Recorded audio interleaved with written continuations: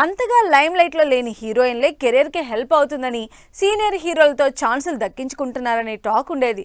కానీ pan India craze ఉండి block buster సినిమాలు చేసిన యంగ్స్టర్ హీరోయిన్లు కూడా సీనియర్ హీరోలతో జంటగా సినిమాలు చేస్తున్నారు.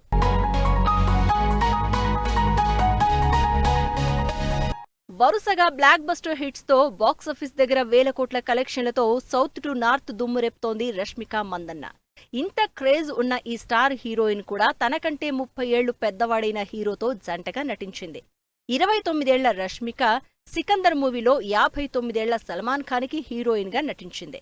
ఈ సినిమా రిలీజ్ టైంలో కూడా ఇంత ఏజ్ గ్యాప్ ఉందని క్వశ్చన్ చేస్తే రష్మికకి ప్రాబ్లం లేనప్పుడు నాకెందుకు అంటూ సమాధానం చెప్పారు.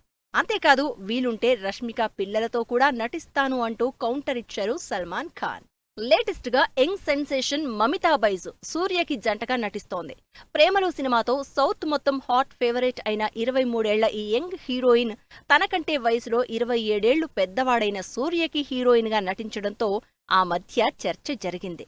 అయితే అది టీం అంతగా పట్టించుకోకపోవడంతో వైరల్ కాలేదు. దాంతో ఈ ఇద్దరి కాంబినేషన్ ఆన్ స్క్రీన్ ఎలా ఉంటుందో అన్న ఇంట్రెస్ట్ క్రియేట్ అవుతోంది ఆడియన్స్ లో.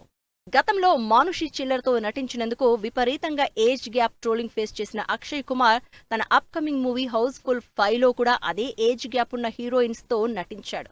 అంతేకాదు ఈ సంవత్సరమే రిలీజ్ కి రెడీ అవుతున్న వెల్కమ్ టు ద జంగిల్ మూవీలో తనకంటే 25 ఏళ్లు చిన్నదైన దిశా పఠానితో రొమాన్స్ చేస్తూ ఉండడంతో అక్షయ్ పై కామెంట్స్ వస్తూనే ఉన్నాయి.